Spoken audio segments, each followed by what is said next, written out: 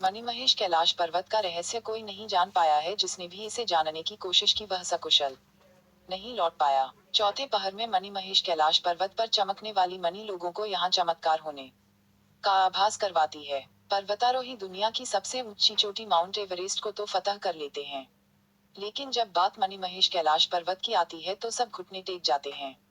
ऐसा नहीं है कि इस पर्वत पर चढ़ने की किसी ने कोशिश नहीं की। कईयों ने शिव के निवास तक पहुंचने की कोशिश की, लेकिन वह कभी लौट नहीं पाए। कुछ दूरी पर ही वे पत्थर बन गए। इस संबंध में कई चर्चित रोचक किस्से हैं। जिसने भी चढ़ने की कोशिश की वह या तो पत्थर में तब्दील हो गया या फिर भूस्खलन की चपेट में आने से उसकी मौत हो गई। जिन्होंने चढ़ने का असफल प्रयास किया उन्होंने नतमस्तक होकर फिर कभी इसे फतह करने के बारे में नहीं सोचा। यह पवित्र पर्वत हिमाचल प्रदेश के जिला चंबा में उपमंडल भरमौर के तहत आता है, जो मणिमहेश कैलाश पर्वत के नाम से विश्व विख्यात है।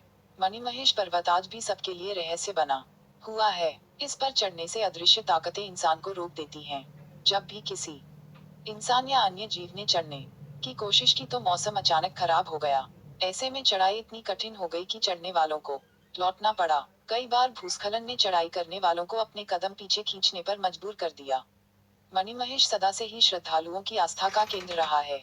मणिमहेश पर्वत को फतह न करने के बारे में कई रोचक कहानियां प्रचलित हैं।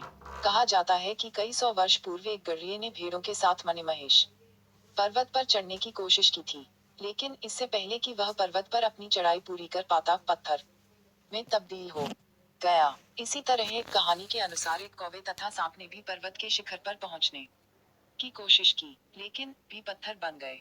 इटली के दल ने 1965 में चढ़ाई की कोशिश की थी, लेकिन इस दौरान अचानक मौसम खराब हो गया, जिस कारण चढ़ाई काफी कठिन हो गई तथा यह दल कामयाब नहीं हो पाया। 1968 में भारत व जापानी महिलाओं के एक संयुक्त दल ने मणिमहेश पर्वत पर चढ़ने करने की कोशिश की थी, लेकिन अचानक भूस्खलन शुरू हो गया, जिसकी वजह से कुछ लोगों की मौत हो गई।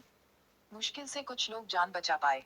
कहा तो यह भी जाता है कि इसके ऊपर से आज दिन तक कोई हवाई जहाज या हेलीकॉप्टर भी उड़ान नहीं भर पाया है। मणिमहेश पर्वत पर रात्रि के चौथे पहर यानी ब्रह्म मुहूर्त में एक मणि चमकती है। इसकी चमक इतनी अधिक होती है उसकी रोशनी दूर दूर तक दिखाई पड़ती है। रहस्य की बात यह है कि जिस समय मणि चमकती है उससे काफी समय के बाद सूर्योदय होता है। श्रद्धालु चमकती मणि को देखने के लिए रात भर जागते हैं। यही कारण है कि इस पवित्र पर्वत को मणिमहेश के नाम से जाना जाता है। मणिमहेश यात्रा के दौरान श्रद्धालुओं को धनचौ नामक स्थान से होते हुए पवित्र मणिमहेश डल झील तक का सफर करना पड़ता है। धनचौ के पीछे भगवान शिव की एक कहानी बहुत प्रचलित है। कहानी इस तरह से है कि एक बार भस्मासुर नामक राक्षस ने भगवान भोलेनाथ की कृपा पाने को लेकर कड़ी तपस्या की। भोलेनाथ भस्मासुर की तपस्या से प्रसन्न हो गए तथा उन्होंने उससे वरदान मांगने को कहा। उसने वरदान मांगा कि वह जिसके सिर के ऊपर हाथ रखे वह भस्म हो जाए। भगवान भोलेनाथ ने भी भस्मासुर को यह वरदान दे दिया, लेकिन इस दौरान भस्मासुर के मन में खोट आ गया तथा वह भोलेनाथ को ही भस्म